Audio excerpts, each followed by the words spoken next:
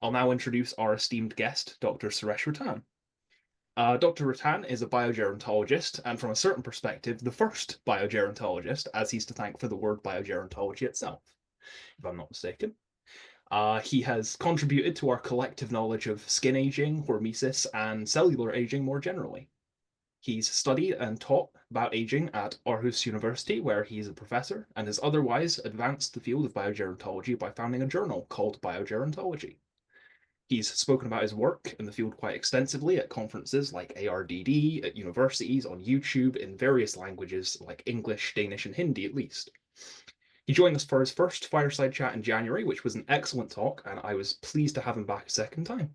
If you have any questions during the talk about anything Suresh discusses, please raise your hand to ask it or type your question in the chat and I can read it out for you. There will also be a dedicated time for questions at the end. Thank you for joining us, Suresh, and please take it away. Okay. Thank you, Dylan. Thank you for introducing and thank you for re-inviting me. That's very brave of you guys.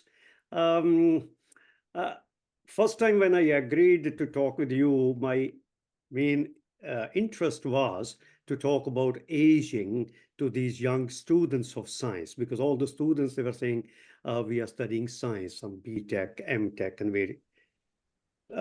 So that is where I want to follow this up, that when we say that I am studying science, I have an expectation from that student that, okay, what does it mean to be a science, studying science? And at one stage, that student might become a professional scientist. So there are certain expectations. But more importantly, then from my point of view, the same expectations you guys have when you introduce me as a scientist. That is my persona I present. So what does it mean to be a scientist?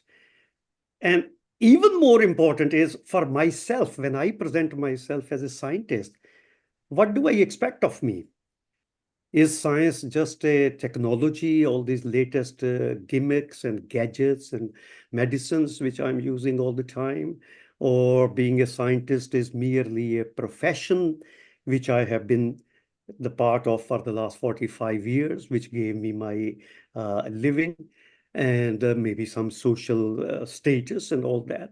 Is that what being scientist means to me? Or what happens to science when I want to feel like that I am also a human being? How do I deal with my daily life crises, my fears, my anxieties, my emotional worries? Do I deal them through science, or do I have to make use of some other ways of dealing with those situations? These are all the questions. And I thought that talking with this LongX community, where most of you are with science background, just sharing with you what I think I understand by science. What are the bases of science? Not like what is taught in our normal textbooks, that science is a method of systematic collection of knowledge by observation, experimentation. Yes, those are fine. But scientific thinking, what is science thinking? What is science all about? So I am going to stretch my neck out based on actually a very interesting article I wrote for a English language newspaper published from Chandigarh, India, just about 4 weeks ago. They approached me to write about scientific spirituality. And I was wondering that why are they asking me that kind of thing? Why do they want to combine these two words? And is it possible to combine? And should I combine? Because the reason I think is that in modern times, when the regular institutionalized and ritualistic religion has created lots of doubts in the minds of especially young generation, they then want to feel something more, which they think cannot come through science. And we need to have some to explain basically all these emotional issues when we are afraid, when we are anxious, when we are sad, when we are all these things. That do I get any answers from science, or do I have to find somewhere else? So then I said, okay, I will try to write something, at least present my case, how I have tried to live. There are various ways of living, various ways of getting knowledge. I am not going to, or I'm going to resist giving any value judgments or comparing. One of the reasons for that is also that will be unscientific of me. The other is also very practical reason that in these times, in these times, blank, blank, blank. Yeah, okay. So let me start with when I say, what is scientific thinking? What are the principles, philosophical premises or premises on which science is based? Yeah. Science, word science comes from the Latin origin scientia, which means knowledge. It's a similar word from Indo-Germanic languages where and Veda comes from that knowledge. Yeah, in Danish we call videnskab, that's the science. But what are the philosophical foundations of scientific thinking? So I will be talking in these two steps. I will first say my 4 or 5 identifying marks about scientific thinking, and then maybe take some questions and then talk about how do I know that I'm behaving scientifically or not. So science is, of course, a process of getting knowledge. It is knowledge gathering process. But this knowledge, which we would like to call scientific knowledge or science, it is not a knowledge which is revealed to one person or a group of persons in a very short span of time. It's not revealed knowledge. Scientific knowledge, we call it derived knowledge, which is a continuous chain of explanations, continuous chains of derived explanation put forward by human beings in answer to their query, their inquisitiveness to any questions. So humans raise the questions which they don't have any clear answer, and they try to then create explanations which can satisfy them for that particular question or for a certain period of time. So that is the major difference between revealed knowledge versus derived knowledge. So scientific thinking is based in the principle of derived knowledge. Then comes that this derived knowledge or explanation that can be ad hoc, and it can be repeatedly modified and changed and improved again and again and again based on observations, facts, interpretations. There is no, in a way, fixed nature of scientific knowledge. It can be changed. It is not eternal. Yeah? Sometimes it may look like that this is very established and other, because we haven't found any example against it until then. So that is another very, very important part of when we say I'm studying science, that science thinking is a continuous process which is highly, highly flexible, changeable, modifiable. Then the third part, which often as a scientist has brought me sometime in debates in public, that science has never claimed and is never trying to search for an absolute truth. Science does not believe in any notion of an absolute truth, that there is a single eternal truth which I need to discover, which will stay forever like that. Science has never claimed. Why I say this thing? Because often in my public lectures, sometimes some people have tried to patronize me or saying that whether you take this route or we take that route, we all reach the same truth. No, science does not believe in any truth. Science is not searching for any truth. It just deals with what it can understand and what works for it from day-to-day basis, for a short time, for a long time. So it's a very, very important aspect of the science, and scientist is not in search of any ultimate truths. Then scientific explanations are eventually testable. Yeah, they can be evident. Sometimes it can take years and decades. Yeah, like we know about physics laws of relativity, or the origin of the original particles, the so-called God particle. Sometimes it can take 10, 20, 30, even more years. But eventually, scientific explanations can be evident and testable. And these are not dependent, those tests or the proof, for those scientific explanations and on the whims or will of anything supernatural or any entity, real or imaginary. Yeah, it is not someone or some entity which gives us the final proof. We need to develop the methods. Then the thing is, another very, very important part of scientific thinking is that it is absolutely questionable. It's questionable and it can be challenged. It's all its concepts, all its ideas, all its people who give the idea, they can be questioned again and again. Yeah, they can be proven wrong. It's only a matter of, yes, bringing better. Yes, in real life, practical, of course, the social power can be something. Sometimes I think Max Proust said, science develops from funeral to funeral. Yeah, because sometimes the ruling scientist does not allow the younger people to come over, but it still develops. Yeah, so science is practically non-authoritarian. There is no authority in science which cannot be questioned. No book, no idea, no ritual, no person cannot say, nobody can tell me, how dare you ask this? That's the scientific thinking. Then the final characteristic of scientific thinking, in my understanding, is that its concepts, values, and technologies apply to everybody equally.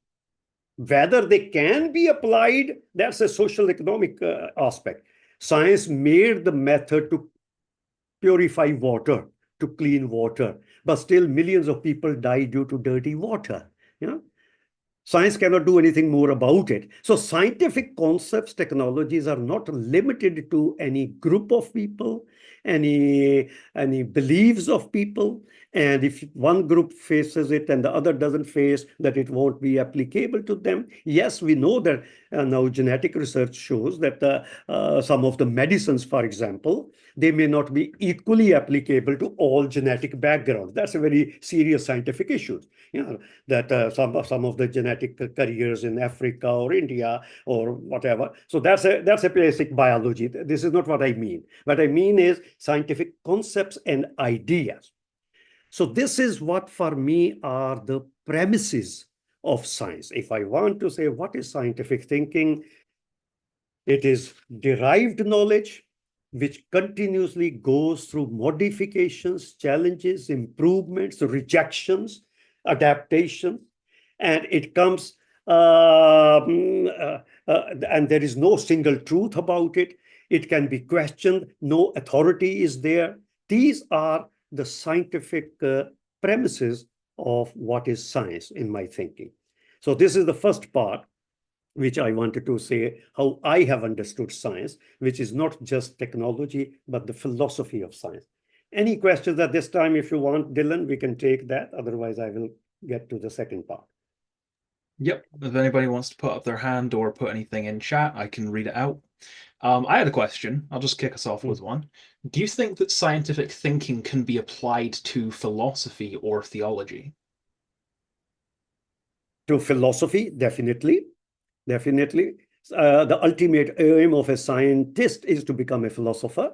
Philosophy is basically the applied aspect, the love of knowledge. Yeah. So, but then you brought the other term, theology. That's where I would like to refrain from, because there we have to challenge the first premises.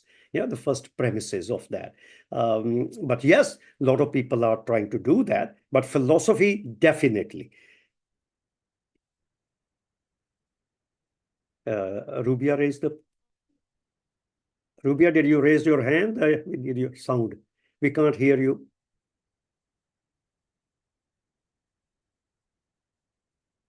Yeah. Can you also explain what do you mean by spirituality? Because you say scientific spirituality, it's the topic. Well, that was the article I wrote to challenge whether I would like to use that word. So, and in the beginning, I said already that I will resist the temptation of sticking my neck out in an area which can be controversial.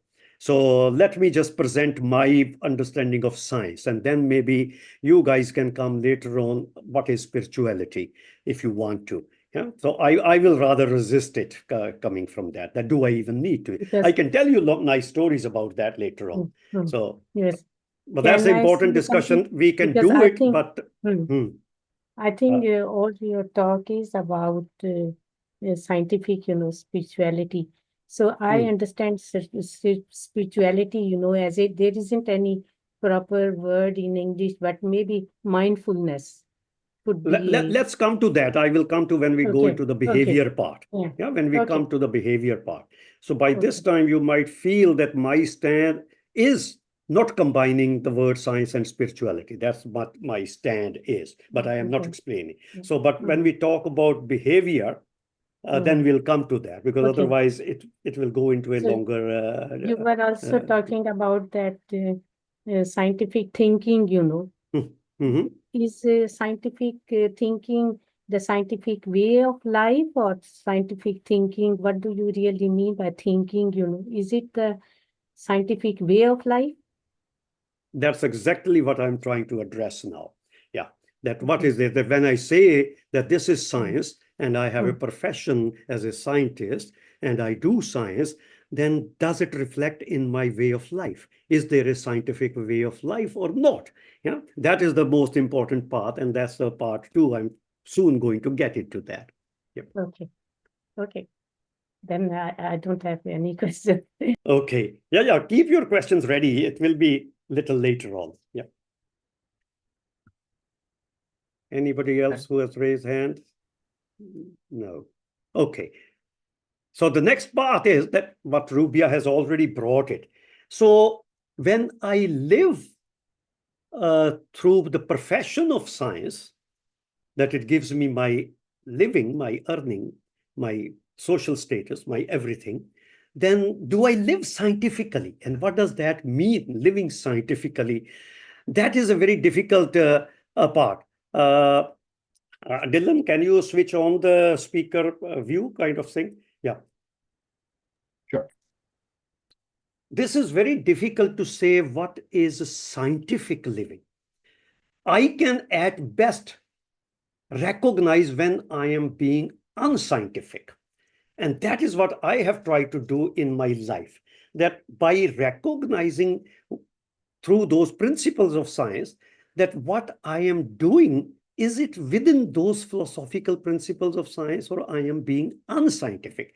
So, so this is what I would like to then point out something. How do I recognize that I am being unscientific? So the first point for me is, if I have an unquestionable belief, faith, devotion in one or more assumed transcendent powers and entities.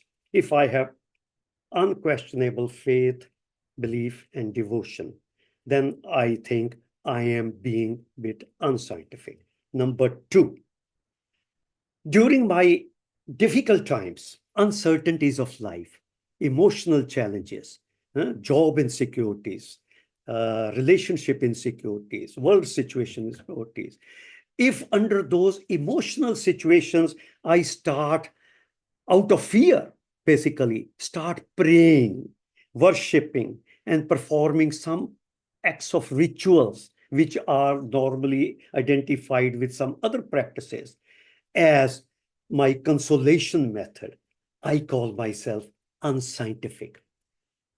Can I practice it all the time? Not easy, not easy. I will come to that again. Then third part, so that is in my own, dealing with my own fears, anxieties, whatever, because there are so many uncertainties in life. Everything is uncertain. So what do I do at that time? Do I get tempted or succumb to this approach of praying, wishing, doing any rituals? That will be for me unscientific.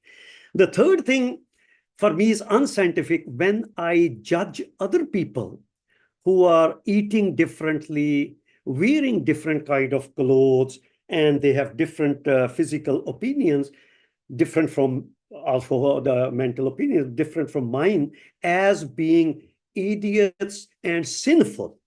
Yeah, they have the full right to. But if I give the value judgments on them, those who eat different kind of food than I do, or they wear different kinds of clothes than I do, different even tastes they have in many other things, in the books or politics or other things, just considering them out of hand as idiotic, and even considering them sinful, that this is something wrong. That is being very unscientific.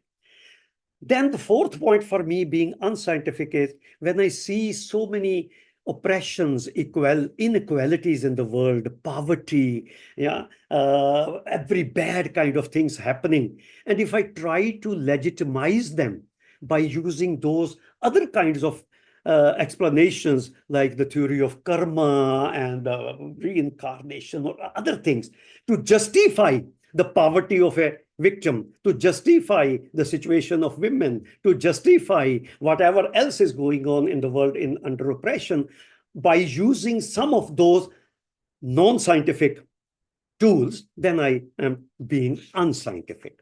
That's one. Then another one.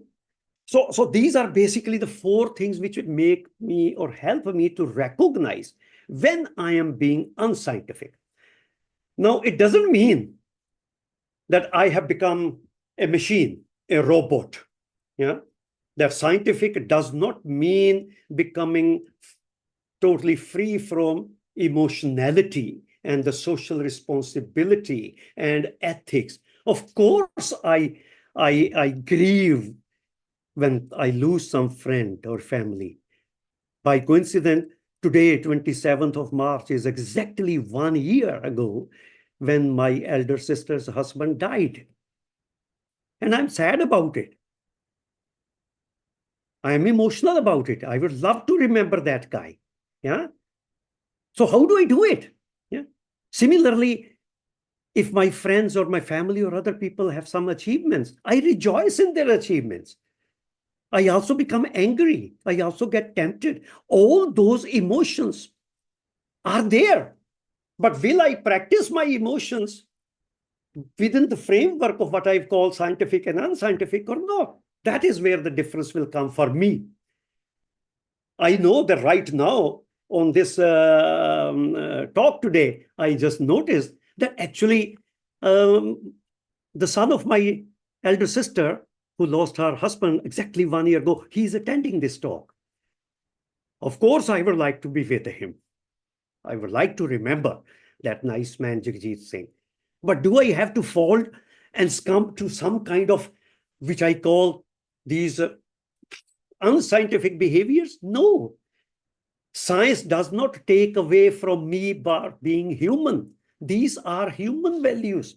All other values which I mentioned, reacting to oppression, these are human ethical values. These values developed and evolved as human beings evolved their culture. There is nothing supernatural or spiritual about these values. They are pure and pure human values. And science actually gives me better chance to practice them because I am neither afraid of any power who is going to otherwise punish me, or I am not greedy to get something by following these ethics. This is the same question about ethics. Why should I be ethical? When my son was growing up in Denmark, and like any child, which is a very scientific approach, question is why? Don't do that. Why? Don't tell lies. Why?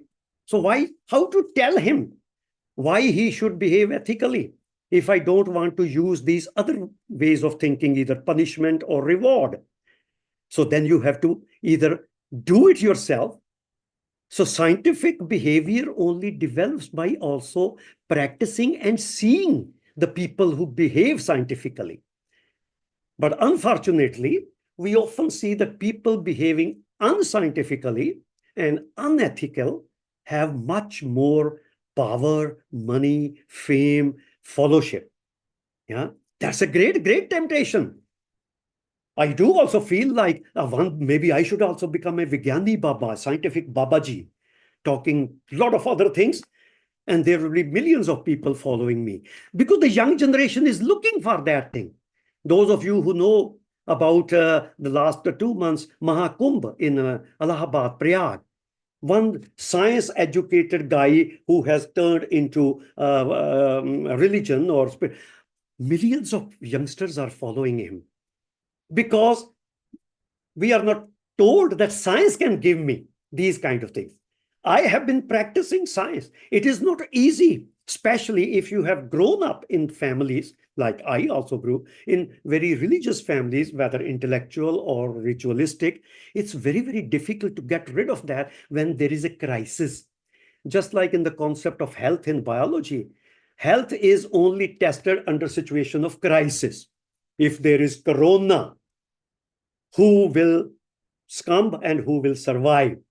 Yeah, day-to-day life of old people is fine. 1 degree change in temperature kills 1,000. Yeah, it's the crisis which determines where do you stand. It's the crisis in my life when my father died, when I had problems with my personal relationships, if my son is ill, if another loved one is ill. So how do I deal with that? Like when my father died, it was 1996. I was just 41 years old. And he was a great man and I loved him a lot. And I was living in Denmark. So how do I understand what that has happened? Because the other language words won't work for me. And they won't work for my son also, whom I was bringing up here. So then I worked scientifically and wrote a book called Where is Baba Gone? To understand the phenomenon of life and aging and death, and got so peaceful result out of it. So it's not that I go mad in my sorrow or in my joys. I try to be in what you can at the most call the middle path. That yes, you recognize what is happening to you and what you need to do, you do that to recognize peace again. So the basic values of being a human being for me come through science. And what are those basic values? Being honest, being trustworthy, being helpful, caring, kind, responsible, forgiving, and compassionate. Now, these are the values which make us human beings from Homo sapiens. Otherwise, biologically, we are just same Homo sapien animals. What makes us human beings is not just our genes or genetics, it is also all these aspects. And all these values which have grown up through our whatever 10,000 years of history or 100,000 years of history. And they don't need to involve any supernatural part for me. So being ethical and getting a compliment that, hey, Suresh, you are a nice, decent, ethical person. This is most important for me than to get the label or calling myself, oh, you are a spiritual guy, because that actually separates me from people. I'm something special. Yeah, I am labeled, I'm spiritual, please do this and that. So this is what eventually I was convinced by one of my grand old friends. He died a few years ago at the age of 92, Mr. Puran Singh. He told me, why do you want to use the word scientific spirituality? If somebody tells you, Suresh, you are a scientist, isn't that the biggest compliment you can get? Why do you want this extra thing? You want something. It took me 3-4 years to understand, but then I realized that being human being is the central part. Why should I be human beings? Fine. We create our explanations which work for us. And the most important thing which I feel in my life, working through scientific way of living, by avoiding being unscientific, it makes me free. It takes a lot of luggage from my brain. I call it travel light philosophy. I don't have to carry the burden of thousands of years of some values or some rules, regulation imposed upon me when I didn't even have a choice, when I was just growing up in the first 7-10 years of life. I also got a lot of luggage of that, but when I started becoming aware of that, it takes me every day to be aware where I might, in Hindi we cannot tilka gaya, where I slip. There are always possibilities, especially again under crisis and under temptations of fame and money or other powers or other way around. Crisis is more serious part of that. So for me, science gives me better chances, better opportunities to become a better human being without carrying a lot of luggage, and I can travel light. And that's why I don't think I need to use word spirituality for being a good human being. You are welcome to now do whatever you want to do with me. Thanks very much for that. That was great.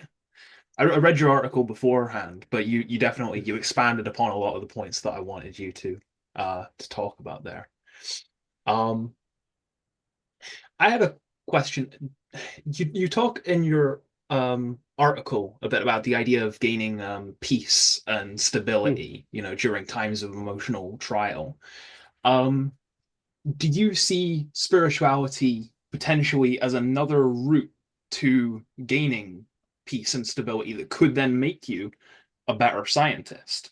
If the emotional clarity, the mental peace allows you to think scientifically without emotions clouding your judgment, do you think there's also a merit in spirituality helping you to achieve that clarity of mind?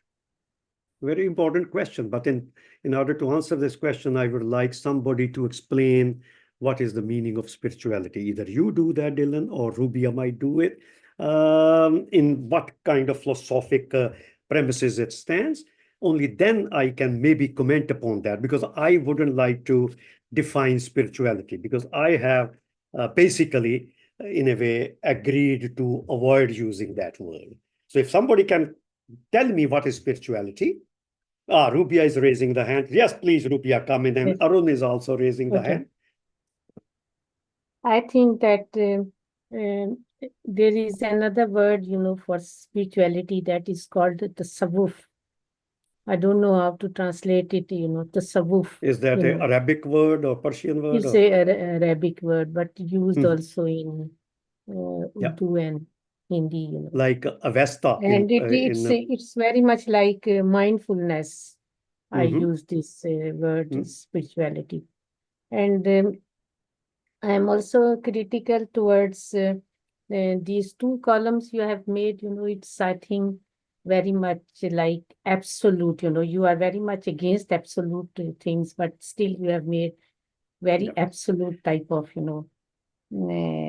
A quick comment on that. That is deliberate to talk about extremes so that one comes out into the practicality. Those are the extreme positions. But it's too much black and white classification, because I would think that also in religion, you know, you have put all the bad things in religion, and all the you are trying to put all good things, you know, under the science. I challenge think that. then I did not I say a haven't word. finished. I didn't No, say a word against religion. I'm no. so covered and afraid. I don't say anything about religion. Yes, but what I want to say is that also this concept of spirituality and the tasawwuf is also part of all religions. For example, in Islam and also in Hinduism, you know, also in Sikhism or Sikh religion, this idea of Sufism like Bulle Shah Hussain, and we got so many of these poets, you know, and who were against the traditional concept of religion. And in fact, people, the mullahs, you know, of that time, they didn't want to pray for namaz-e-janaza, you know, at the funeral prayers for Bulle Shah, because they said that he's a kafir, which is a very big allegation for a Muslim to say to somebody, to kafir, you know. So I think this classification I don't know where would you put these Sufis and the tasawwuf and mindfulness and spirituality. I put them under spirituality. I can comment upon that, but Arun was also raising the hand. If Arun, would you like to say something first? Yes, but Well, I haven't finished, but I No, wait here. Okay. No, let yeah, him we will read. bring in small points, and so that it Okay. can be All discussion right. instead Yes. of a Yes. long Okay. lecture. Fine. Okay. Fine. okay. Yes, I'll make Arun. it brief if we only have. Yes. Who's on, Suresh? You, Arun, you say that. Okay. I thought of three quick things when you were mentioning the thing about not judging a person how they eat, what they eat, or how they dress or whatever. That reminded me much of non-judgmentality. So for me, there are two opposites. One is the unscientific and one is the non-judgmental. So to me, being scientific is also a part of being non-judgmental. Then I thought of the thing which I think in almost every religion or form of spirituality occurs, and that's to look at another person as yourself. That when I look at Rabia, or look at Dylan, or look at Neil or Arvind, I see myself in them. And this is a way of saying we're all the same, which I think is very important, where we're talking about war, peace, or going ways forward, or exploring quantum physics or whatever. And then the third thing I thought of, which I've become more and more enamored with, I'm ashamed to say, is the notion that goes back to the Vedas, tat tvam asi, that thou art. We are all the same. And that includes divinity as well. So for me, that's an element of spirituality. And just to top it off, a quote which I'm very fond of too. We need to understand that our religions and politics are obsolete. It's time we embrace science and spirituality. And this comes from Arthur C. Clarke. Gangadeep, you should shut your microphone off, otherwise we're hearing everything you're saying. You turn. Okay. And Vinci, you need to switch off the microphone. Yeah. There's a little red icon, a microphone icon. Yeah, to the left. Yeah. You Left have to bottom. mute it. Or just don't say anything. But yes, I can just finish. We need to understand that our religions and politics are obsolete. It's time we embrace science and spirituality. Arthur C. Clarke quotes Nehru, who quotes Vinoba Bhave. And I think it's a very useful thing, especially in our times, although it's a very difficult one to bring up in a public discourse. Anyway, spirituality, just being able to see other people as yourself and being non-judgmental, which is also part and parcel of being scientific. Yeah, here you are redefining the word spirituality now without clearly saying that the first principle of science, the way I describe, that a belief in something supernatural or something which is beyond nature, that all explanations are created by human beings. And then, so if you keep that part in spirituality, then I have the problem. Otherwise, the word spirituality being this overloaded with so many historical meaning, I just reduce it to being human ethics, feeling one with every human being. This the capacity for wonderment, for nature. I used to say, if anybody can be spiritual, is actually a scientist. I will give you the example. I knew a very, very talented astrophysicist who will be spending days and days into these gigantic telescopes and looking at the world wonder. And when coming out of that experience, she will be lying down on the floor and crying that what a wonder. And she was not a religious person, absolute hardcore atheist, but crying with wonderment. I have experienced that sitting on the microscope and looking into the cells, young and old cells, and knowing everything about them and knowing how imperfect they are, how terrible they are, but how fantastically living they are. Nobody has seen me crying, but in those dark rooms of microscopy, I have done that. If you want to call it spiritual, call it, but I would just like to be calling it being human. And same thing which Rubia brought, this experience of Sufis, getting connected with the whole world. It's only the scientist who actually can be connected. Yeah, that's why perhaps Buddha, when he realized the law of interconnectedness, he had to get rid of the concept of God out of it. Yeah, that we can. But okay, that was that 3,000 years ago. Some other issues on that. So you are trying to define spirituality in the context of modern terms. For me, spirituality, making God-free spirituality in real articulate terms will be more acceptable to me. But if God is still present in some or the other form in the background, then I close down a little bit. It might be my problem, but that's how it is. Gagandeep, I believe you had a question to ask. Gagandeep, is that?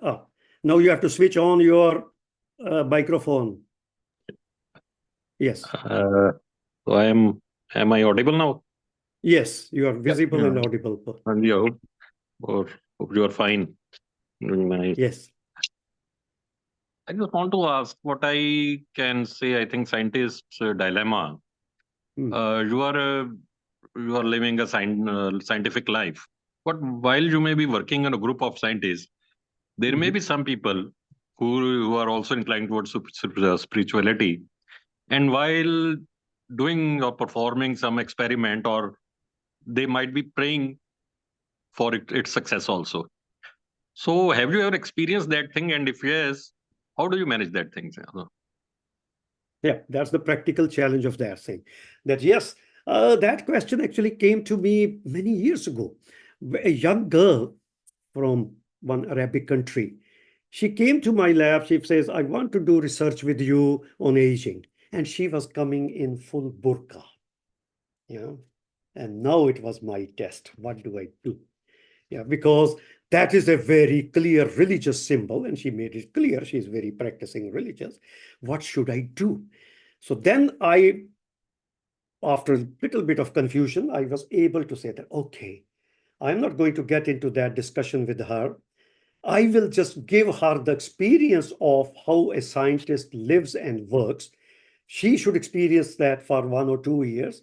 So I gave her the chance, and she did her research. We published together. Same thing happened with a PhD student coming from India. He was full-fledged Sikh, wearing even the sword and other thing. And I used to argue with him. He spent 5 years with me. He will say me the same thing. Please judge me from my science, not from my life. It is not easy. I slowly started accepting the individual's need for some of those things, which I would like to avoid. Yeah, like I gave the emotional issues or insecurity. If an individual is using it, in ideal situation, I would like that he or she does not use it. But if I don't have anything better to offer, I will not interfere. But when we keep on using those practices, knowingly or unknowingly, we also support a system, institutions whose history is terrible. Yeah, that is where I then have to speak at an institutional level. So eventually I have learned maybe it's an individual's need because I don't have a better alternative. Yeah. But yes, it happens all the day. In institutional setting, in our country, in India, when we send the space shuttles or rockets, we still do a lot of those rituals. We find, but the times are decided at luckily by scientists. Otherwise, the parabola will be very different. That's a very difficult thing, how to deal on a day-to-day basis. How do I deal when my elder sister, whose husband died 1 year ago today, she is just crying and singing songs of Gurbani and crying and all. I cannot say her nonsense, don't do it. Yeah, I have to accept her. I have to respect her, but I wouldn't do it. I should be able to do and recognize when I am being unscientific. It is not possible every day, but it's possible to know when you are being. Rationality and irrationality is a subjective rationality or objective rationality. So the only thing I have over the years learned, at least to respect the need of the individual, although ideally I would like that individual to find peace by some other way. Like I also found my peace with the loss of my father, my brother, my jijaji, my other things. Yeah. But I didn't have to use those things, which I think makes my life easy. Travel light. That's the only thing I can tell you. By the way, people who are listening, this Gagandeep Singh is my sister's son who lost his father today, exactly 1 year ago. And he's a bureaucrat in Punjab. I will enjoy your bureaucratic privileges when I come to India. Can I Okay. say something? Ruby again. Yes, please. Okay. I really appreciate, that you combine your life, and your everyday life and ways of living with scientific, to be a scientist. Because usually I have seen that scientists, they don't mix up, they got their private religious ways of doing things. And, like in their home, what's happening is not very good, it doesn't shows gender equality, for example, and many other in many other aspects. Very many scientists, they don't believe in that they should have human values. So it's very good, that you think that scientists should also have human values to be a scientist. So would you call those scientists not a scientist if they are not observing these human values, like these emotions and these values of equality and freedom and all these? Yeah, I will call them scientists as a professional. That's where they're earning their food from. But as a human, they are maybe very primitive, very orthodox, very superstitious. And I don't know if they start calling themselves, I'm also spiritual. No, that doesn't work. This is just making best of two worlds by combining. I would like that, yes, a scientist should also behave scientifically. Ethics should be derived from scientific principles, not from fear and reward system. Ethics for the sake of ethics, for being But then a human there is another challenge, that how would you put all these values and emotions, under these points of scientific? Because emotions and these things, usually you can't test them like that. They are very much personal. And I understand that, because most of the emotions are actually irrational. Yeah, if we reduce science, the emotion of love is irrational. Most irrational. Love so love is the most irrational thing. Hope is the most irrational thing. These are things for which we experience it, so we shouldn't deny it. We don't have to. Being in the spiritual does not make me more loving. Yeah. Or other way around. So I am just here talking about whether spirituality part of it. All those things which you are mentioning, Rubia, they're very important. They're both ethics and signs of being human. In my aging lectures, I often raise this question. How do you know I am a human? Is human my biology, my genetics? And officially, there is no definition of what is human. Scientists try to make a definition so that genetic engineering and other things can be sorted out. The definition of human being is a human is born from another human. This is the official definition. Yeah. But we want human being. The first thing is which has gone through culture development, including religion. Actually, in some other good moods, I give the best example scientific act by human beings. The best scientific act by human beings was to give birth to the idea of God. Because there were so many questions and there was no answer and nothing, then we gave birth to God. This is the first scientific act.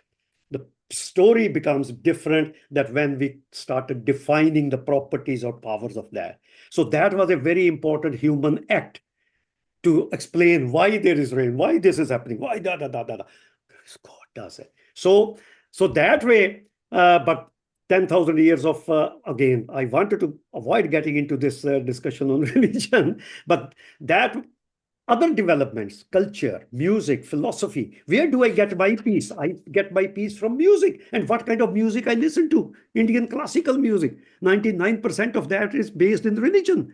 And out of even Indian classical music, my childhood default setting of Gurbani from Harmandir Sahib, Amritsar, that gives me so much feeling good. Without fear, without greed, without scumping. I love the philosophy of every kind, every religion. Not many religious people may have read all religious books. I have tried to read all of them just to find out where is the philosophy part of it. And that philosophy, I have the same right on Gurmat philosophy, on Islamic philosophy, or Buddhist philosophy, like any other human being.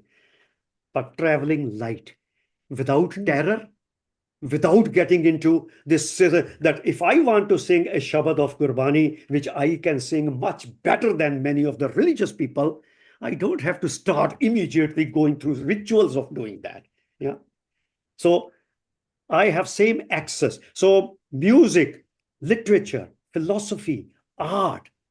Now, those are the things which can be lived in a scientific way. So basically living in scientific means those 5 positions, that we don't work through either supernaturals or fear and reward system. But what you said, Ruby, I fully agree with you. Those Sufis, I love to watch them. I have not seen them doing it live. I know when they will be doing it, and I will say, I will be going crazy. Will I? I cry with music. I cry with philosophy. I cry with literature. I laugh with laughter. But not out. And you have mentioned another point, under the unscientific, about the omnipresent. And I was thinking that when these Mutazilites and Asherites, they used to sit in the mosque and challenge the omnipresent of God, saying that we're bringing all these philosophical questions, about the fate and about, why responsibility and these things.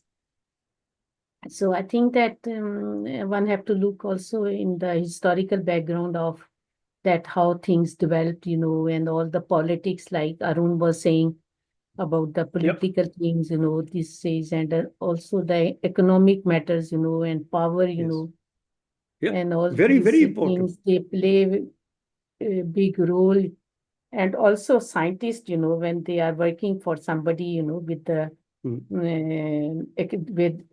the economic interest and interest of there could so many things could come. So I think it's very good chapter you have opened, that the scientists, they should have ethics.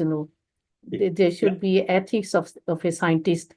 I think you should write a book on it, on this. Science, being a scientist, professionally or studying science does not automatically make me a better human being. I have to operate in the same system. Yes, but all the where there is reward, punishment, fear, but you have to be aware of that. And that philosophical traditions in India, 2,500 years ago, in the philosophical tradition, there's the tradition of Charvak, which was absolutely atheistic, rational tradition. But somehow, historically, that slowly faded out because the bhakti marg, the ritualistic part, and the worship part took over.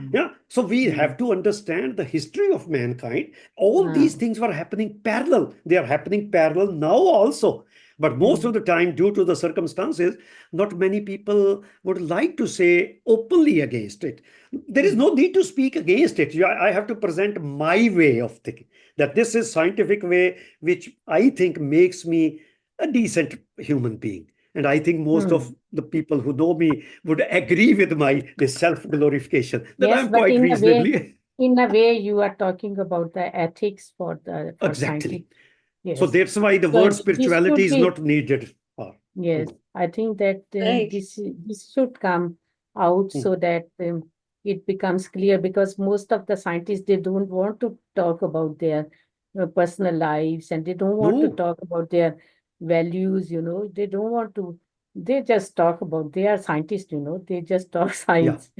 So I think it's so important to make science human, to humane. But another dilemma, Ruby, I'm going to cut it there, because Vinci Gagandeep asked me that question. When that girl came to me with a burqa, and she's a very, what should I do? I did what I did, I told that. Like, if that kind of person coming with all these ritualistic marks and other things want to come and get a serious senior scientific job based on his knowledge only, is it okay? Because I would like to go to a mosque or a temple or a gurdwara and offer my services as a priest because I have knowledge about that subject. Will they give me? But I say, sorry, but I don't believe in your religious ideology. Will I ever get a job? No. Then this question comes to me, why should I give a job to a person who is a practicing hardcore religious person, but he wants to be a scientist and want to be treated by me as anybody else? Although I have tried not to behave like that, but that's a dilemma. Why don't I get a job like a great priest in a Gurdwara or mosque as a mullah? I might have much more knowledge. Oh dear, you are pushing me into there where you are making my life dangerous. Rubia ji, save me. Can I say something, Suresh? I don't Yes, Gurcharan, very good. Yes. So, what I want to say here is that, like, if you talk about the religion, different religions, different parts of the world, they have the origin and different times. But I always wonder, the message is oneness. So all this, what we are experiencing, say, today or in the coming times, I personally feel it's all manipulations. No?